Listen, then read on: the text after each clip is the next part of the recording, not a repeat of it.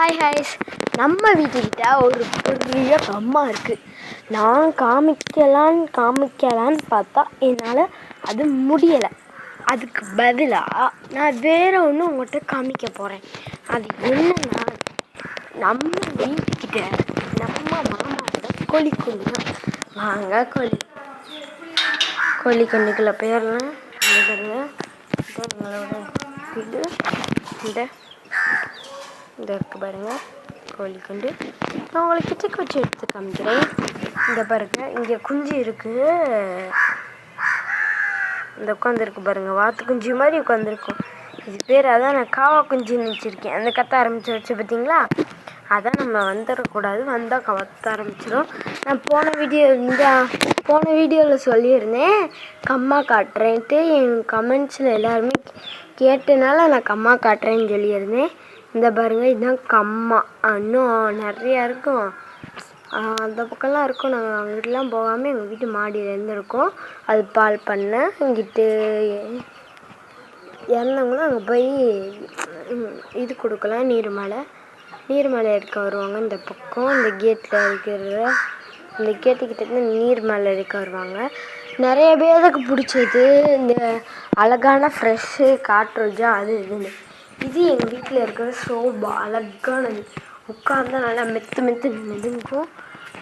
அதுக்கடுத்து போன வீடியோலேயும் நான் காட்டுரோஜா காமிச்சேன், ஆனால் அது சரியாக போட முடியல. இந்த வீடியோவில் பாருங்கள், ஃப்ரெஷ்ஷாக காட்டுரோஜா, இவ்வளோ ஃப்ரெஷ்ஷாக இப்போ தான் பூக்க போகுது. வாங்க செடிக்கு தண்ணி ஊற்றுவோம். இங்கே பார்த்தீங்களா, இது நேற்று ஊற்றதை வைக்க இந்த மாதிரி பிச்சு விட்றணுங்க. பழசெல்லாம் பிச்சு விட்டிங்கன்னா புதுசு நல்லா வளரும். அதுக்குன்னு மொட்டு அடுத்து இருக்கிறத பிச்சிடாதீங்க. பார்த்தாலே எல்லாருக்கும் தெரியும். இப்படி உதறி விட்டு அதோ உதறிடும். பார்த்தீங்களா, ஈஸியாக போயிடுச்சு. இதுக்கு தண்ணி ஊற்றணும். வாங்க இங்கிட்டு இருக்கிறத பார்ப்போம். இது நம்ம பக்கத்து வீட்டுக்காரங்க இது, ஆனால் நம்ம பார்க்குறோம். இங்கே பாருங்க, குட்டியோன்னு ஒரு தக்காளி பழம், குட்டி சுண்டான தக்காளி பழம். என்கிட்ட கேட்பீங்க ஏன் கைப்பையோ பிடுங்குறீங்கன்னு. நம்ம தான் பிடுங்கி பார்ப்போமே எப்படி இருக்குன்னு. இந்த பாருங்க, குட்டி தக்காளி பழம் வேரோடையே இருக்குது. இந்த பாருங்க, தக்காளி காயெல்லாம் இருக்குது. தக்காளி காய் தான். அடுத்து நம்ம இந்த இதான் பார்க்குறோம். பார்த்துட்டு அடுத்து அங்கே பாருங்க, அதுலேயும் ஒரு காய் இருக்குது, நிறைய காய் இருக்குது. அதுக்கப்புறம் நம்ம உங்களுக்கு புதினா காமிக்கிறேன். வாங்க புதினா பார்ப்போம். புதினா பாருங்களேன், ஃப்ரெஷ்ஷாக நல்லா மூந்து பார்த்தா செம்மோட ரைஸ். தக்காளி பழத்தை என்ன பண்ணிடலாம்னா, தக்காளி பழத்தை வச்சு நம்ம என்ன பண்ணலாம், அப்படியே போட்டுட்டு செடிக்கு தண்ணி ஊற்றுறோம். வாங்க செடிக்கு தண்ணியை ஊற்றிட்டு ஒரு ஐடியா எல்லா வேலையும் ஃப்ரெஷ்ஷாக செஞ்சுருவோம். செடிக்கு தண்ணி ஊற்றுவோமா? வாங்க கைஸ், இப்போ எங்கள் கூட சேர்ந்து தண்ணி ஊற்றுங்க.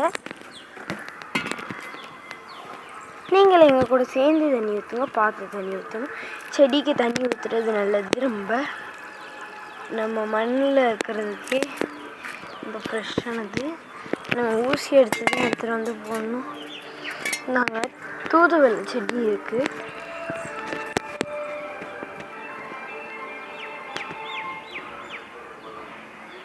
இன்றைக்கி நம்ம வீட்டில் எக் ரைஸ் வேறு.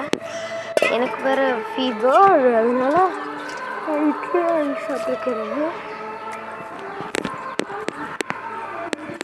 தூதுவளை முள் குத்திருச்சு கைஸ். சரி வாங்க, தூதுவளை செடிக்கு தண்ணி இன்னும் கொஞ்சம் ஊற்றுவோம். நம்ம தூதுவளை செடிக்கு தண்ணி ஊற்றிட்டு இருக்கக்கூடாது, இருந்தாலும் பாவம் ஊற்றணும். பார்த்தீங்களா, என்ன சொல்லணும் போட்டாச்சு கைஸ். உங்கள்கிட்ட